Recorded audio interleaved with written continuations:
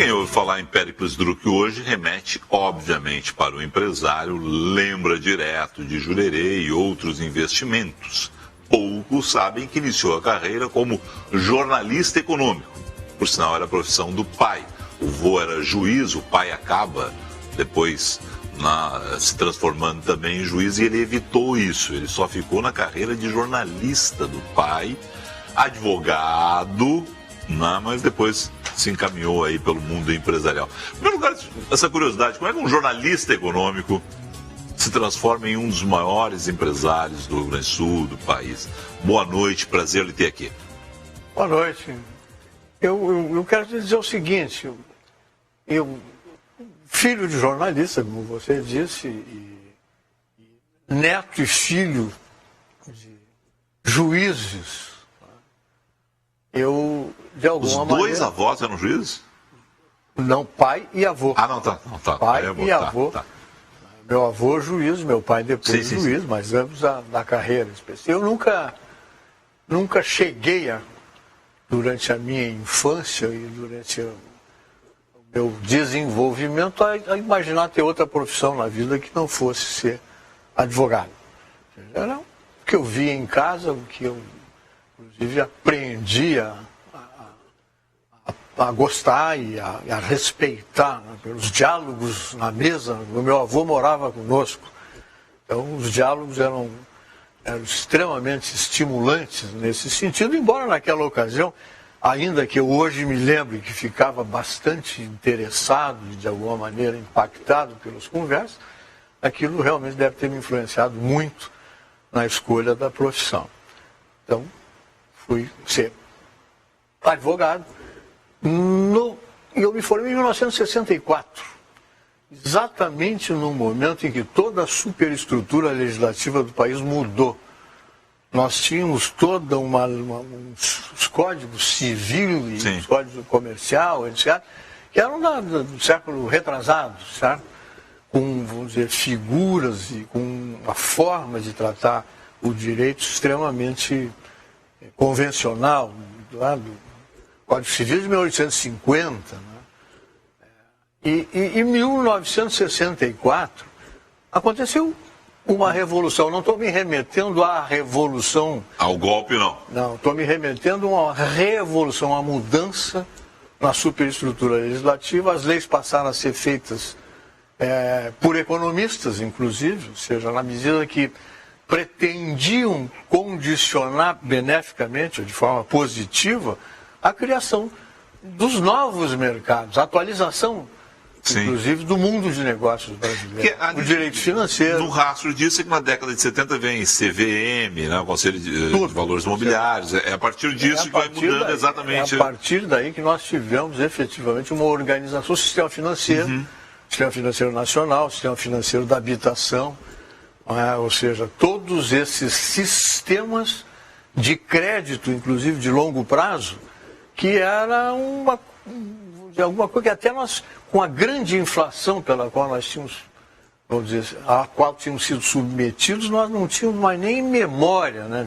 Por exemplo, poupança era um negócio que não existia, certo?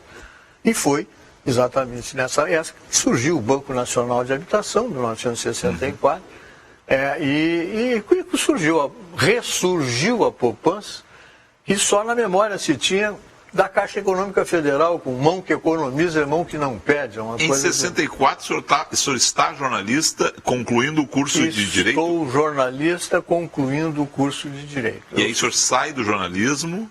Na verdade, vamos dizer, fui fazer jornalismo no Correio do Povo, de então, onde eu fui primeiro redator geral, repórter.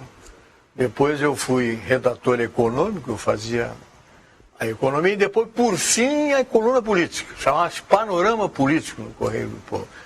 Foi meu percurso dentro do jornal.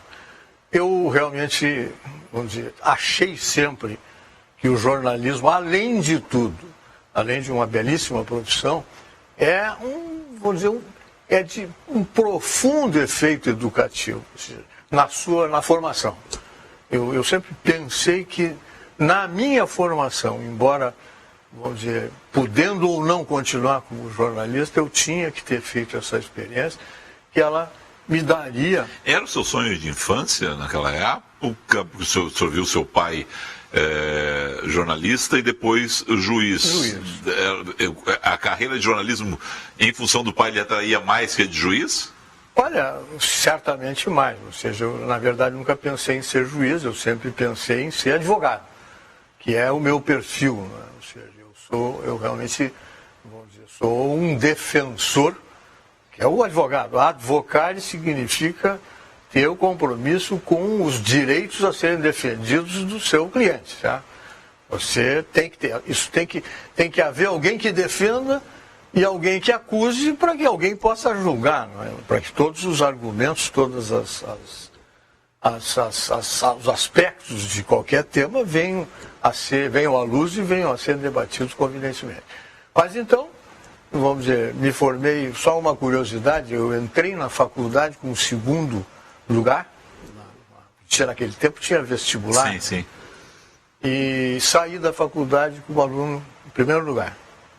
Recebi a medalha Brochada da Rocha, como primeiro lugar do curso de Direito. Quando o senhor sai do curso, exatamente essa transição do país, né, o senhor já envereda para a advocacia empresarial? Eu já fui direto à advocacia empresarial, que, como eu te disse, estava nascendo. Uhum. Esse tipo de legislação. O senhor percebeu isso durante a faculdade? Disse, bom, isso aqui é uma novidade, aqui vamos... Percebi esse direcionamento, ou seja, percebi que começaram a haver leis específicas, né? A lei do Sistema Financeiro da Habitação, a lei do Sistema Financeiro Nacional, quer dizer, toda uma legislação direcionada vamos dizer assim, a estabelecer o ritmo e a formatação dos negócios, que antes, isso era uma novidade, nós não tínhamos. O Código Civil é de 1916, o comercial Sim. de 1850, como eu disse.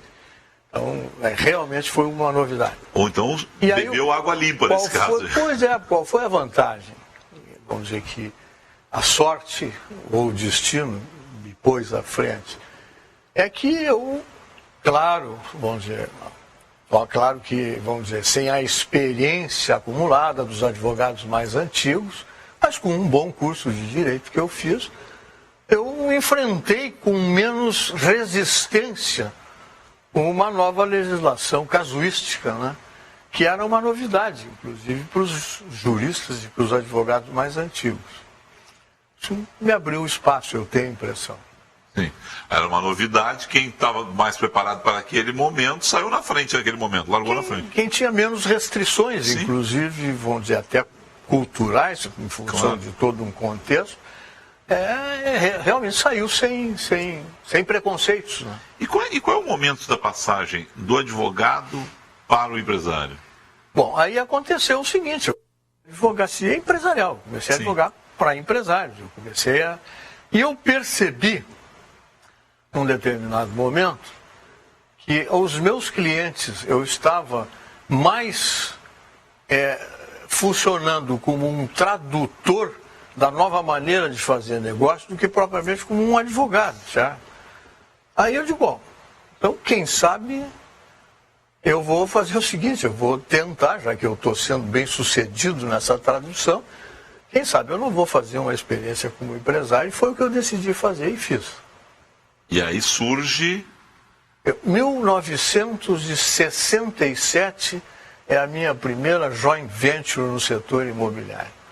1967, o ano que vem eu faço 50 anos como empresário. Não era Habitasul naquela época? Não era Habitasul. O que era? A primeira empresa era uma joint venture que tinha um nome específico do empreendimento que eu estava começando, que era Parque dos Maias. Aqui um loteamento que existe até hoje. Um loteamento que... E vamos dizer assim, e foi por aí que eu comecei, dentro do dia. Depois surgiu o Sistema Financeiro da Habitação. Como eu estava bastante ligado como advogado do setor da construção civil, do setor imobiliário, a lei das incorporações, as primeiras incorporações, ou seja, para fazer um edifício, a partir de então você tinha que ter o registro no registro de imóveis vamos dizer, exigido de uma determinada maneira por uma nova lei chamada Lei das Incorporações, 1964 mesmo, essa lei. Então, vamos dizer, eu passei a fazer, a ser o advogado dessa área, e como advogado dessa área, eu tinha que entender do negócio, não é? Que a lei estava trazendo a nova modalidade de negócio, e de repente eu digo, bom, então quem sabe eu não vou fazer esse teste, fiz, né, como eu te disse. Aí do Parque dos Maias, tomou gosto por esse tipo de negócio, vai empreender com o quê? Como sempre, a base do meu negócio sempre foi o desenvolvimento urbano. Naquela época a gente chamava loteamento. Certo. Eu era loteador, tá certo?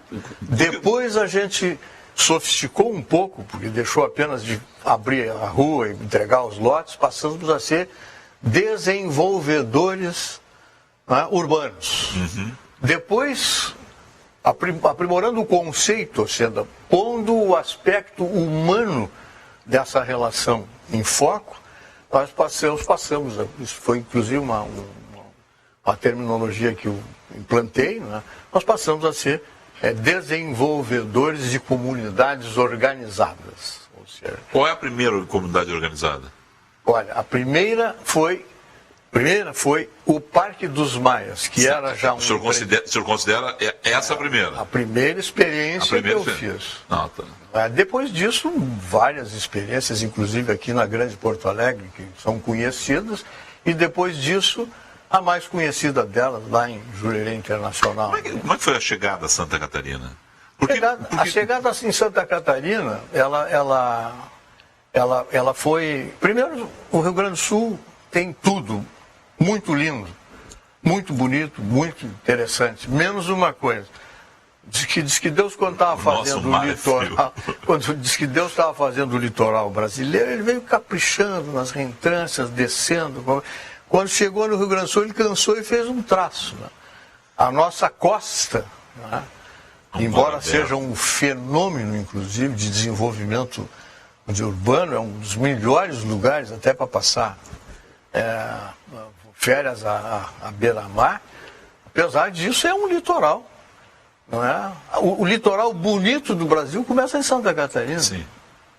Não que o nosso seja feio, mas o nosso é um costão. Quando é que o senhor começa a pensar em Jurerê? Olha, imediatamente após o meu 67, eu comecei a olhar oportunidades, certo? Como eu queria oportunidades urbanas e eu queria alguma experiência de serra, de Laje de Pedra depois, e alguma experiência de mar, a ser puxado até pelo meu irmão, que sempre foi um jeito muito... gostava muito de barco, certo? Eurito. O Eurito sempre gostou muito de barco, então o barco ele ia para Santa Catarina, ele me levou para lá, me mostrou, eu vi, e digo, olha, realmente é aqui, se eu tiver que fazer alguma coisa, não é, à beira-mar, vai ser aqui. Para a gente entender. Jurerê, nessa época toda, Santa Catarina, o que hoje a gente literalmente invadiu em Santa Catarina, né, Rosa, os gaúchos, né, que se espalharam por diferentes praias, né, mas não tinha nada. Não tinha nada ali. Hoje Jurerê é uma mega potência internacional. Jurerê, quando eu fui em busca de um local para fazer o nosso desenvolvimento, Jurerê eram 600 hectares de várzea, como nós chamamos aqui no Rio Grande do Sul, porque lisa, com cômoros, pequenos, vamos dizer, acidentes de areia na beira da praia, tapados também, cobertos de grama. Isso era Jurerê Internacional, 26 hectares, vamos dizer, 600 hectares.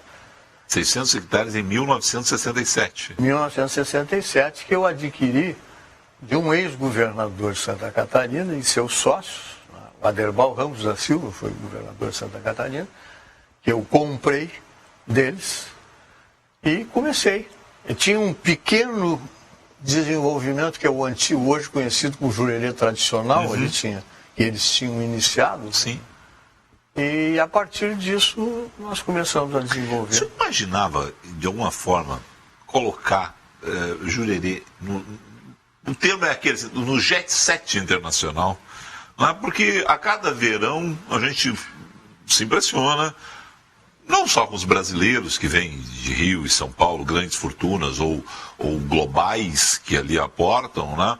Mas pessoas do mundo inteiro, né? Astros e estrelas de cinema, né? Jogadores famosos. Quer dizer, Jurerê recebe realmente um público diferenciado.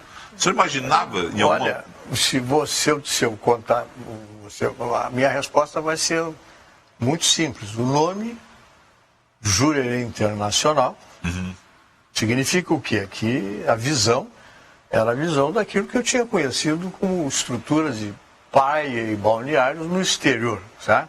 Onde é que o senhor baseia, principalmente? Olha, sobretudo nos balneários franceses da costa da Côte d'Azur, da Riviera Italiana, da Riviera Francesa, da Côte d'Azur, ou seja, locais que eu visitei como inspiração e vi como é que faziam, certo?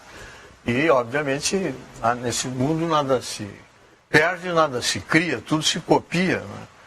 E o que a gente procurou foi copiar, ou pelo menos se inspirar nesses exemplos de estruturação desse tipo de balneário. E o nome de Jurerê Internacional já remetia a essa mudança de conceitos, né? Em contraposição àquele conceito nacional, digamos assim, aquele conceito vigente, sobretudo nas nossas praias aqui do sul, inclusive Santa Catarina, que era o conceito de ocupar a beira da praia de forma privada. Você vendia os primeiros lotes de frente para o mar muito bem, a preços ótimos, e os caras faziam suas casas, certo? Em compensação, você fechava a praia praticamente, dificultava o acesso daqueles que não tivessem tido o privilégio de comprar no que eu sempre chamei o primeiro camarote, segundo camarote, não é? O senhor já chamava de camarote lá? Chamava de camarote. Então, o que eu pensei num desenvolvimento que todos pudessem desfrutar de uma coisa que é pública, né? Ou seja, o mar é público, ou seja, a praia é pública. Então, foi o primeiro lugar aqui no sul, em que os acessos eram extremamente organizados. 6 acessos a distâncias determinadas, tá certo?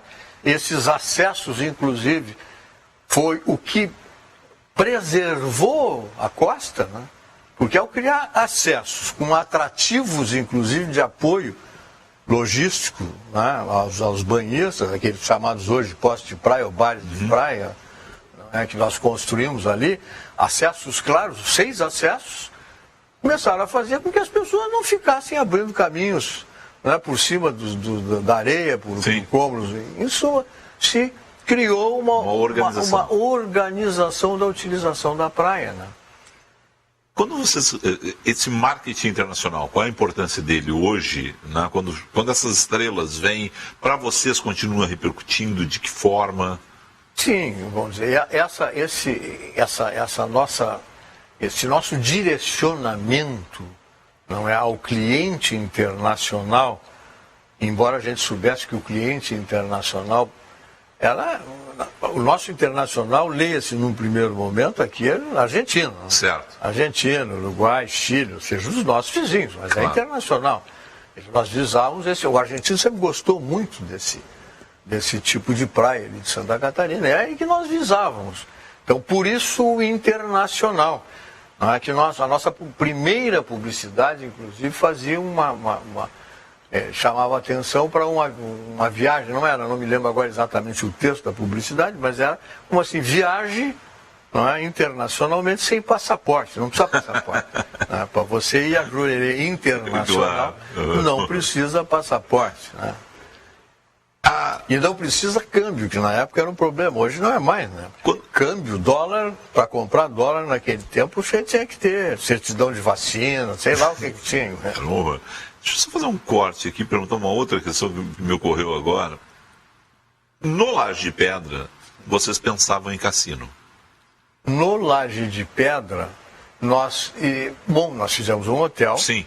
Com a possibilidade de, em havendo a liberação do jogo, da qual se falava muito, que aliás é recorrente. Lajes de Pedra é 1900 e...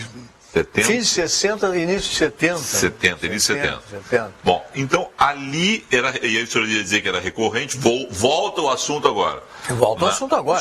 O senhor trabalha... Desde então, periodicamente voltou a discussão do jogo. E qual é a dificuldade? Vocês têm um cassino pronto, no caso lá no Laje, né? Ou alguma coisa que naquela época serviria para um grande cliente, talvez hoje, em função dos megas cassinos de Vegas, de Atlantic City, próprio Uruguai, onde tem cassinos maiores hoje, né? Precisa ser reformulado. Mas vamos lá.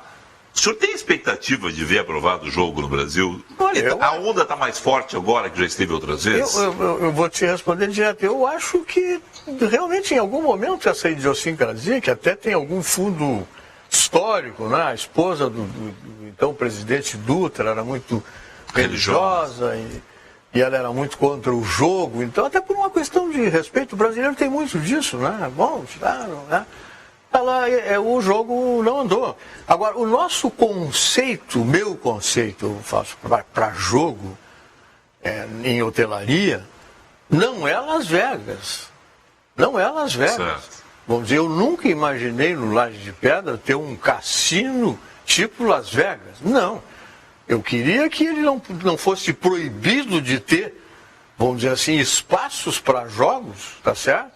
Para as pessoas que também gostam de se divertir com o jogo. Eu nunca pensei em explorar propriamente o negócio cassino. Perfeito. Não é um hotel cassino, nunca foi pensado como um hotel cassino. Tem um cassino dentro do hotel. Dentre os espaços de diversão, pudesse ter o jogo. Tá? Para a gente que é gaúcho, né, vou citar dois exemplos aqui que eu acho que boa parte das pessoas conhecem, e aí vou pegar os exemplos do Uruguai. Né? O senhor nunca pensou no Conrad, mas pensou num cassino da Gorleiro ali, menor. Parceiro, na verdade, vamos dizer assim, o Conrad é um hotel, inclusive do porte do hotel. E que foi construído para isso. Foi construído para isso, especificamente. O Laje de Pedra, só o Laje de Pedra tem 250 apartamentos, e depois fizemos mais 66 no Laje de Pedra Mountain Village, portanto vamos dizer assim, um estoque de apartamentos razoavelmente grande para o Rio Grande do Sul. E o que nós sempre pensamos em relação a esse assunto do jogo é de que não era explorar um cassino, né, com atrações aqui, vem aqui jogar, não, até porque você aí tem outro negócio, é outro business, não é? Mas que pudesse ter uma sequência de jogos que os hóspedes pudessem aproveitar, né? Que as pessoas pudessem aproveitar. O Jurerê também está pronta para isso, de alguma forma? O Jurerê também. Todos têm a possibilidade de implantarem cassinos, não mega cassinos, mas espaços de jogo. E não sei se você se lembra, houve um momento em que uma legislação, eu acho que do tempo do governador Colares, permitiu aquelas raspadinhas, lembra disso? E essas raspadinhas, de alguma maneira, dão a dimensão do interesse das pessoas. E junto com as raspadinhas, em alguns lugares, em alguns municípios, foi permitido a instalação de salas com máquinas. E nós chegamos a ter, não essa profusão de máquinas, mas um espaço onde as pessoas podiam lá se divertir com as alavanquinhas aquelas. Eu acho um absurdo o Brasil explorar o jogo de diferentes formas, de forma oficial, na Caixa Econômica, e a gente não ter outras possibilidades, inclusive de gerando emprego, na renda, oportunidade para as pessoas, num país que carece de novos investimentos.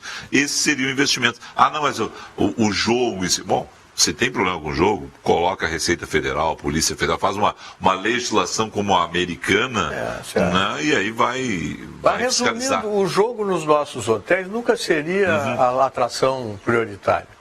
Seria, vamos dizer assim, um divertimento a mais. Né? Um divertimento a mais. Esse sempre foi o projeto.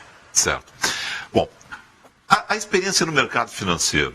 Em uma entrevista para Zero Hora, para a minha querida Maria Isabel Ramos, o senhor disse o seguinte: tivemos problemas, chegou um avião. Como é que ver um avião chegar carregado de dinheiro? Houve, na verdade, no Rio Grande do Sul, naquele momento do Banco da Província, Banco Nacional do Comércio, Banco Industrial e Comercial do Sul, Sulbanco, que é um banco tradicionalíssimo do Rio Grande do Sul, que acabaram fazendo uma fusão que, por razões históricas, a fusão resultou menor do que a simples justaposição dos três estabelecimentos. Nessa ocasião, vamos dizer, a tua pergunta foi sobre... A sua experiência no mercado financeiro. A minha experiência no mercado financeiro. Então, vamos dizer, estas instituições financeiras, Banco da Província, Banco Nacional do Comércio e Sulbanco, eles estavam... Eles não tinham percebido a mudança que estava acontecendo no mercado financeiro nacional. Não tinham se apercebido. Eram bancos tradicionalíssimos, bancos centenários, Banco da Província, por exemplo, bancos com uma longa história e, consequentemente, com dificuldade de se adaptar aos novos modelos e aos novos padrões.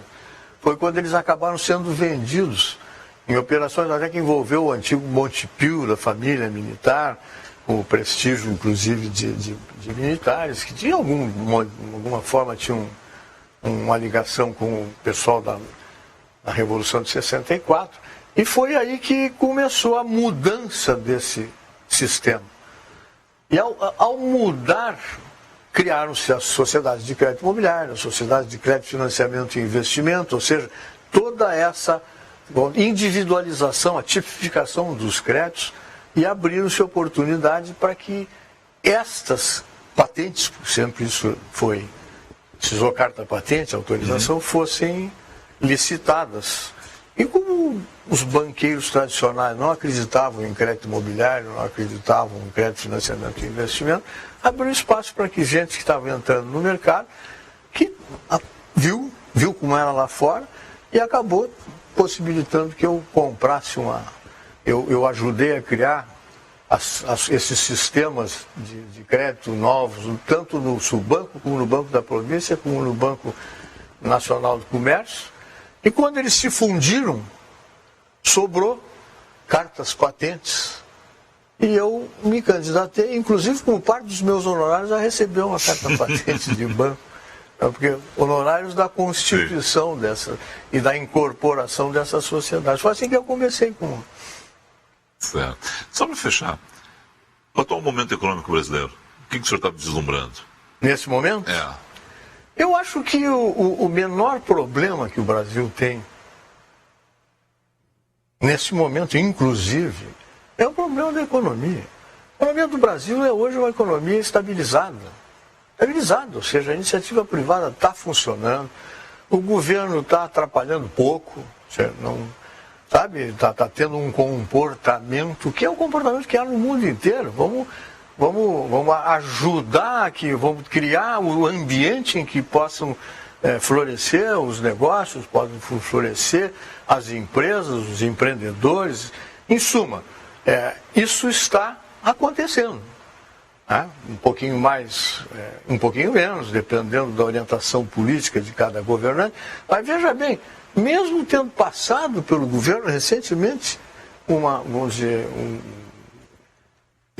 políticos notoriamente esquerdistas e com uma visão estatizante do processo, o processo não parou, o processo só deixou de ser acelerado. Talvez tenhamos perdido algum tempo, mas não alterou em nada o modelo. A iniciativa privada tem feito seu papel, o governo, nesse momento, atrapalha menos, atrapalha no bom sentido também, ou seja, não ideologiza.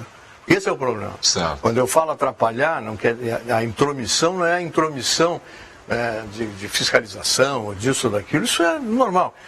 A grande intromissão é a intromissão ideológica, ou seja, é não participar da crença de que a economia de mercado é que pode realmente alavancar. Se o senhor fosse empreender hoje, qual é o setor para ser empreendido hoje no Brasil? Olha, eu continuaria começando pelo setor imobiliário, onde eu comecei, e fazendo o meu trajeto. Depois o setor financeiro, imobiliário, com certeza, certamente, por exemplo, depois eu percebendo a mudança e as necessidades de diversificar, O que é que nós fizemos? Entramos em negócios que viabilizassem a exportação, certo? E, sobretudo, negócios vinculados à economia real. Foi quando nós compramos as empresas de celulose e papel, e papel de embalagem, etc., produção de embalagem, que é uma coisa muito ligada à economia real, né? Ou seja, e que acompanha, inclusive. É o primeiro setor que responde sempre quando há um crescimento da economia. E é o primeiro que para também. É o primeiro também que para. Péricles, muito obrigado pela presença aqui. Prazer conversar com o senhor sempre, aprender com o senhor, né? Ouvir um pouco mais dessa história toda, que é uma bonita história, né? E eu sempre fico pensando nisso, pô, o homem foi jornalista econômico, todos nós um dia podemos aprender, então vai que, né? Mas tem uma longa trajetória pela frente. Muito obrigado, uma boa noite. Olha, não, eu que agradeço, viu? Eu estou aqui à disposição de vocês. Sei da importância, inclusive, para todos nós, especialmente para quem defende algumas ideias, ter esse acesso à imprensa que vocês possibilitam. Obrigado. Com Péricles Drucker a gente fecha essa noite. Uma boa noite a todos vocês.